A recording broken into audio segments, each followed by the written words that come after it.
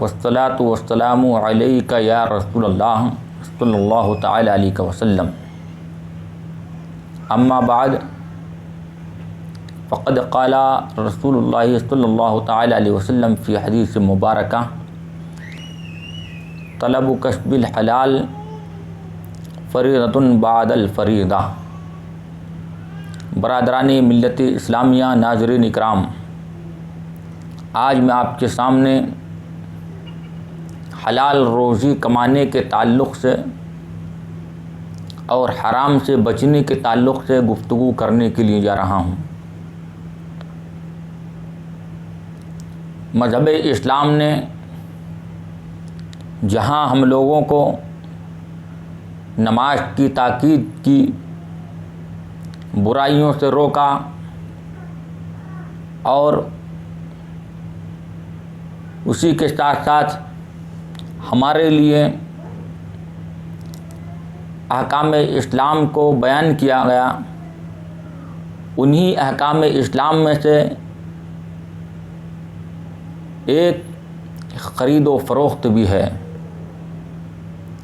خرید و فروخت یعنی انسان کو اپنی زندگی کو گزارنے کے لیے حلال روزی کا کوئی مشغلہ کرنا، اس تعلق سے بھی احادیث کریمہ اور مذہب اسلام کے اندر توجہ دلائی گئی ہے۔ حضرات، آئیے میں آپ کو بتاتا ہوں، اپنے بچوں کے لیے، اپنے گھر کو چلانے کے لیے، اپنی زندگی کو کاٹنے کے لیے حلال روزی کمانا، اس کے بارے میں ہمارے اور آپ کے نبی حضور احمد مجتبیٰ محمد مصطفیٰ صلی اللہ تعالی علیہ وسلم نے ارشاد فرمایا، طلب کسب الحلال فریضۃ بعد الفریضہ، یعنی تمام دیگر فرائض کے بعد حلال روزی طلب کرنا یہ بھی فرض ہے۔ یعنی اپنی زندگی کو گزارنے کے لیے، اپنے گھر کو چلانے کے لیے جہاں دوسری عبادتیں یا دوسرے چیزیں ہمارے اوپر فرض ہیں، اسی طرح اپنے گھر کو چلانے کے لیے، زندگی گزارنے کے لیے حلال روزی کا کمانا حدیث پاک کے تحت یہ بھی کیا ہے، ہمارے لیے فرض ہے۔ حضرات، آج بہت افسوس ہوتا ہے اس بات پر کہ آج ہم لوگ جہاں اچھے کام کرنے والے بھی موجود ہیں، وہیں برے کام کرنے والے بھی موجود ہیں۔ یہی روزی ہم اپنے بچوں کو جو کھلاتے ہیں یا خود کھاتے ہیں، یہی کمائی جو ہم خود کھاتے ہیں یا کھلاتے ہیں، اسی کمائی کو ہم حلال کر کے بھی کھا سکتے ہیں اور اسی کو ناجائز طریقے سے بھی کھا سکتے ہیں۔ لیکن یاد رکھیں، حدیث پاک میں آتا ہے، ہمارے اور آپ کے نبی حضور احمد مجتبیٰ محمد مصطفیٰ صلی اللہ تعالی علیہ وسلم نے ارشاد فرمایا، لا يدخل الجنت جسد غذی بالحرام۔ اس حدیث پاک کو مشکاۃ شریف کے اندر بیان کیا گیا ہے۔ اس حدیث کے راوی حضرت ابو بکر رضی اللہ تعالیٰ عنہ ہیں۔ سرکار نے فرمایا کہ جس بدن کو حرام غذا دی گئی وہ جنت میں داخل نہیں ہوگا۔ اللہ اکبر! یعنی جو بدن حرام غذا کو کھائے گا تو وہ جنت میں داخل نہیں ہوگا۔ میرا بتانے کا مقصد یہ ہے کہ ہم یہی کمائی حلال طریقے سے بھی کر سکتے ہیں۔ مذہب اسلام کے اندر یہی وجہ ہے کہ باب البیوع، خرید و فروخت کے باب کو رکھا گیا ہے اور خرید و فروخت کے مسائل ہمارے مدارس میں پڑھائے جاتے ہیں، مگر آج افسوس ہوتا ہے کہ خرید و فروخت کے مسائل پڑھنے والے علماء مسائل پڑھتے ہیں، لیکن آج وہی علماء جو کہ خرید و فروخت کے مسائل سے واقف ہوتے ہیں، اگر آج وہ تجارت کرنے پہ اتر آتے ہیں تو عوام ان پر طرح طرح کی انگشت نمائی کرتی ہے، ان پر انگلیاں اٹھاتی ہے۔ کیا مذہب اسلام کے اندر علماء کو علم دین کے پھیلانے کے ساتھ ساتھ دین کا کام کرنے کے ساتھ ساتھ کیا تجارت کرنا یہ غلط ہے؟ کیا یہ کوئی گناہ کا کام ہے؟ نہیں، تجارت کرنا یہ انبیاء اکرام کی سنت ہے۔ خود ہمارے نبی حضور اکرم صلی اللہ تعالی علیہ وسلم نے تجارت کی غرض سے ملک شام کے لیے آپ نے سفر فرمایا، صحابہ اکرام نے تجارتیں کی، ہمارے بزرگوں نے اپنے اپنے دور میں تجارتیں کی، انہوں نے علم دین کے کام کو بھی انجام دیا، اشاعت اسلام بھی کیا، اشاعت علم بھی کیا، لیکن اس کے ساتھ ساتھ انہوں نے اپنی دنیاوی زندگی کو کاٹنے کے لیے، گھریلو حالات کے روز مرہ کی ضروریات کے لیے، گھریلو معاملات کے لیے انہوں نے تجارت کو اپنا مشغلہ بنایا، چاہے وہ چھوٹی ہو چاہے وہ بڑی ہو، اور اس کے ساتھ ساتھ انہوں نے دین کے کام بھی کیے اور بہت بڑے بڑے کام کیے۔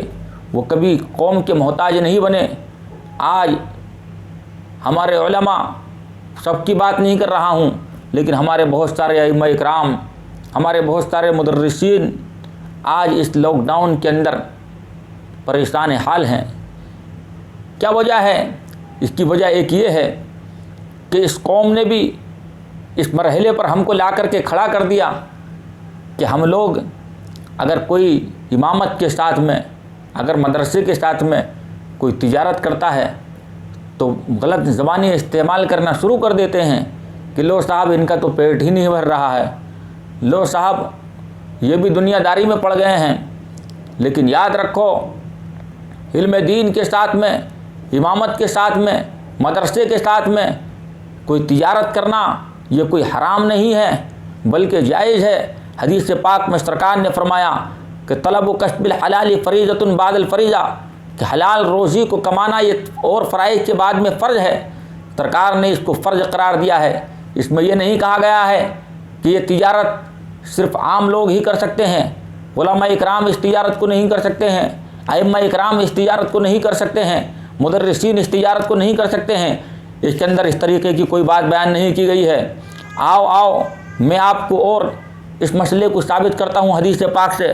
عن ابی سعید قال قال رسول اللہ صلی اللہ تعالی علیہ وسلم التاجر الصدوق الامین مع النبیین والصدیقین والشہداء۔ حدیث پاک میں آتا ہے ہمارے اور آپ کے نبی حضور احمد مصطفیٰ محمد مصطفیٰ صلی اللہ تعالی علیہ وسلم نے ارشاد فرمایا۔ اس حدیث پاک کے راوی حضرت ابو سعید رضی اللہ تعالیٰ عنہ ہیں۔ میرے نبی نے فرمایا کہ بہت سچے اور دیانتدار تاجر کا حشر نبیوں، صدیقوں اور شہیدوں کے ساتھ میں ہوگا۔ سبحان اللہ، سبحان اللہ۔